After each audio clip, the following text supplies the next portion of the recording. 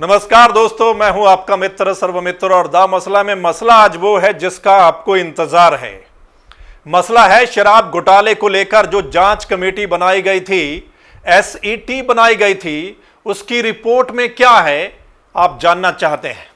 आज हम आपको बताएंगे एसईटी की जांच रिपोर्ट में जो मुख्य बातें हैं, बड़ी बातें हैं, वो क्या है, शक की सुई किस तरफ जा रही है और इस रिपोर्ट को सार्वजनिक करने के बाद होम मिनिस्टर अनिल विज ने किन लोगों के खिलाफ कार्रवाई करने की सिफारिश की है मुख्यमंत्री साहब को। इस जांच रिपोर्ट में जो कुछ निकल कर आया है, अनिल विज ने कहा कि इस जांच कमेटी के पास जो अधिकार थे, जो पावर थी, वो सीमित थी, लेकिन उसके बावजूद भी इस जांच कमेटी ने अच्छा काम किया है। जो इस जांच कमेटी को हेड कर रहे थे टीसी गुप्ता की तारीफ की है अनिल विज ने। अब क्या है कि जो जांच कमेटी में 3-4 बड़ी बातें हैं वो हम आपके साथ शेयर करने वाले हैं, ध्यान से सुनना। पहली बड़ी बात ये कि जो पुलिस जांच करती है अवैध शराब तस्करी को लेकर, पुलिस तह तक नहीं पहुंचती। जो बड़े लोग, बड़े मगरमच्छ, जो मास्टरमाइंड हैं, जो लोग इस शराब तस्करी के पीछे होते हैं, उन तक पुलिस पहुंचती ही नहीं है। उससे पहले ही जांच को निपटा दिया जाता है। जिस वाहन में शराब तस्करी हो रही होती है उस चालक तक ही जांच को सीमित कर दिया जाता है। इस बात से आप अंदाजा लगा सकते हैं कि अगर पुलिस तह तक जाकर जांच नहीं करती तो फिर मामला गड़बड़ है। दरअसल अनिल विज साहब ने जैसा कहा कि लॉकडाउन के दौरान ही 200 से ज्यादा अवैध शराब तस्करी को लेकर एफआईआर दर्ज की गई थी, लेकिन जांच आगे नहीं बढ़ पाई, जांच बीच में ही रुक गई। तो इस बात से आप अंदाजा लगा सकते हैं।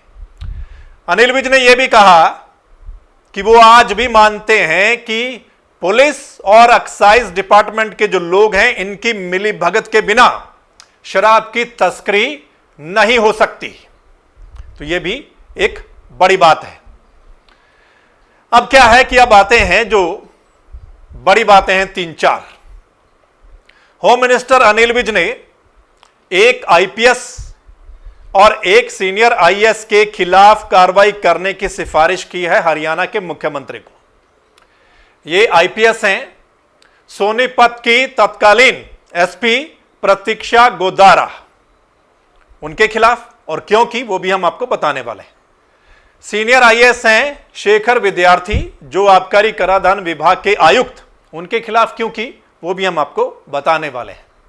वहीं एक शराब की फैक्ट्री है, बड़ा कारोबार जिनका है, जिनका ना सिर्फ हरियाणा में, दूसरे स्टेट में भी, पंजाब में भी, दूसरे स्टेट में भी शराब की फैक्ट्रियां हैं, उनका जिक्र बार बार क्यों आया है जांच की रिपोर्ट में, और उनके बारे में अनिल विज ने क्या बोला है वो भी हम आपको बताने वाले हैं। अब पहले आते हैं कि जो एक एसपी के खिलाफ बोला गया है, यह तत्कालीन एसपी सोनीपत की प्रतीक्षा गोदारा, इनके खिलाफ इसलिए क्योंकि जो खरकौदा का जो गोदाम जहां से ये पकड़ा गया कि वहां पर शराब की तस्करी हुई, चोरी हुई, उस गोदाम के जो मालिक है भूपेंद्र सिंह, जिनको गिरफ्तार भी किया गया था, उस भूपेंद्र सिंह को वहां पर 2 गनमैन दिए गए थे और उनका आर्म्स का लाइसेंस बनाने के लिए सिफारिश की गई थी। इसलिए इस एसपी के खिलाफ कार्रवाई की जाए, जिसके जवाब में हालांकि वो एसपी कहती हैं कि एक गैंगस्टर की ओर से धमकी मिलने की शिकायत पर उनको गनमैन दिए गए थे और सुरक्षा को देखते हुए आर्म्स लाइसेंस की सिफारिश की गई थी। वहीं जो शेखर विद्यार्थी आईएएस हैं, सीनियर आईएएस, उनके खिलाफ क्यों? उन्होंने जांच कमेटी को एनवी डिस्टिलरी, यानी कि जो शराब की फैक्ट्री थी एनवी, उसके अंदर जाने से रोका। एक्साइज पॉलिसी का हवाला देते हुए उन्होंने एसईटी को शराब की फैक्ट्री के अंदर जाने से रोका। इसलिए उनके खिलाफ भी अनिल विज ने कार्रवाई की सिफारिश की है।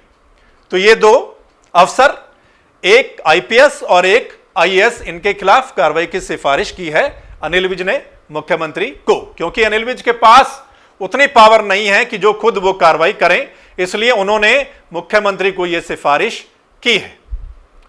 अब अगली बात वो ये कि जो शराब पकड़ी जाती है एक्साइज विभाग की ओर से, तस्करी जो होती है अवैध शराब, उसको 2 साल के अंदर नष्ट करना होता है। लेकिन हरियाणा में क्या देखने को मिला है कि सिर्फ फरीदाबाद को छोड़कर कहीं पर भी इस शराब को नष्ट नहीं किया गया। तो उस शराब की भी तस्करी हो सकती है। इसलिए अनिल विज ने कहा है कि एक्साइज विभाग को भी लिखा जाएगा कि जो भी अधिकारी कर्मचारी उसमें शामिल थे उनके खिलाफ कार्रवाई की जाए, क्योंकि एक्साइज का जो महकमा है वो आपको पता है डिप्टी सीएम दुष्यंत चौटाला के पास है। अब अगली बात जो है वो ये कि जो एनवी डिस्टिलरी की बात बार बार आ रही है, जांच कमेटी ने जो अपनी रिपोर्ट दी है उसमें कई बार जिक्र आया है एनवी शराब फैक्ट्री का। वो इसलिए कि जांच में ये पाया गया है कि इस शराब के अंदर इस फैक्ट्री के अंदर जो शराब बनती है उस शराब की तस्करी को कई बार पकड़ा गया है पुलिस की ओर से, लेकिन पुलिस ने आगे जांच को नहीं बढ़ाया, यानी कि बीच में ही रोक दिया। जो लोग इसमें इन्वॉल्वमेंट थे या जो मैनेजमेंट था उन तक पुलिस नहीं पहुंची। इसलिए अनिल विज साहब कहते हैं कि ये जो एनवी डिस्टिलरी है, जो फैक्ट्री है, इनके खिलाफ भी कार्रवाई जो है वो की जाएगी। एसईटी के पास पूरी पावर नहीं थी, इसलिए अब अनिल विज ने एफआईआर दर्ज कर विजिलेंस को जांच करने के लिए सिफारिश की है मुख्यमंत्री साहब को।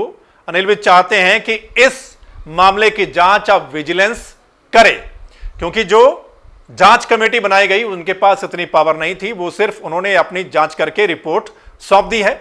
आगे कार्रवाई करना यह सरकार का काम है, किस स्तर पर वो कार्रवाई करती है या आगे विजिलेंस इसकी जांच करे, यह सरकार को फैसला लेना है।